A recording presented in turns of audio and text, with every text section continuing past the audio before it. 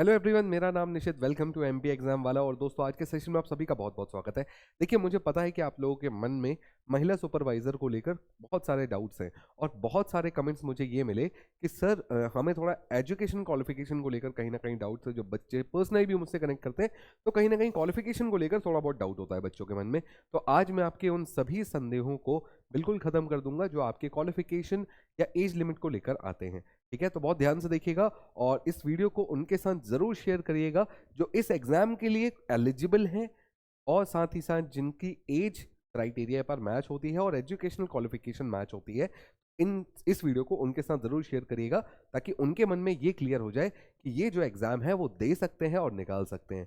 ठीक है, तो सबसे पहले देखिए, क्वालिफिकेशन के नाम पर दो चीजें आपकी मायने रखती हैं। पहली जो होती है वो होती है एज क्राइटेरिया। आपका एज क्राइटेरिया अगर मैच नहीं हो रहा है तो आप फॉर्म नहीं भर पाएंगे। अब बहुत सारे बच्चे लोग बोल रहे थे कि सर 18 साल की एज दे रखी है तो एजुकेशन क्वालिफिकेशन में ग्रेजुएशन दे रखा है, तो 18 साल में किसका ग्रेजुएशन हो जाता है।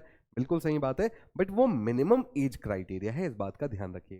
ठीक है, मिनिमम आपका 18 साल होना चाहिए, बट अगर ये थोड़ा भी अमेंड होता है तो हो सकता है ये 20 या 21 साल भी हो जाए आगे चलकर। अभी जो हम बात कर रहे हैं 2017 के नोटिफिकेशन के हिसाब से मैं बताया आपको, तो ये जो क्वालिफिकेशन है, एज क्वालिफिकेशन, वो मिनिमम 18 ईयर्स है, या हम इसे 21 भी बोल सकते हैं। 21 क्यों बोल रहा हूं?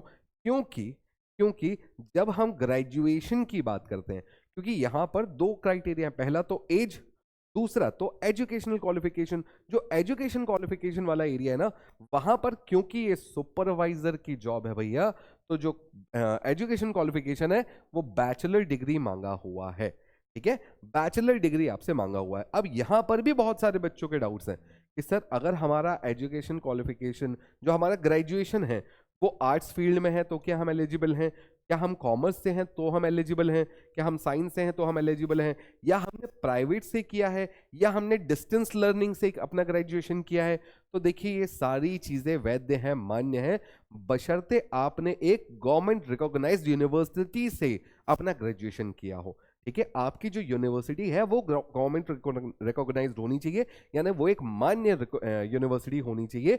ऐसा ना हो कि वो जो यूनिवर्सिटी जहां से आपने ग्रेजुएशन किया है वो अपने आप में ही एक फर्जीवाड़ा का क्या बोलना चाहिए, माइलस्टोन हो। बस वैसा नहीं होना चाहिए।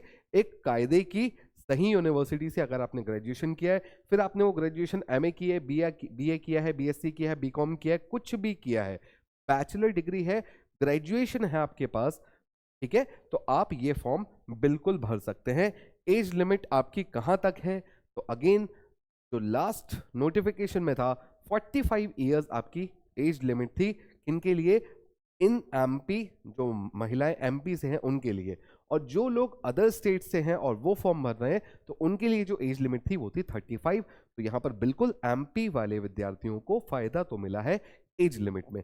एजुकेशन क्वालिफिकेशन सबके लिए सेम है, मैंने फिर बता दिया।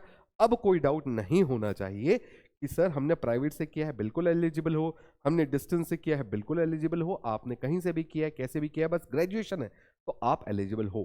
ठीक है, आई थिंक सारे डाउट यहां पर क्लियर हो गए होंगे। अगर कोई डाउट अभी भी है तो नीचे कमेंट बॉक्स में बता दीजिएगा, मैं आपको पूरा जवाब देने की कोशिश करूंगा। मिलता हूं आपसे अगले वीडियो में। Keep studying, stay safe, thank you, tata bye, take care and जय हिंद।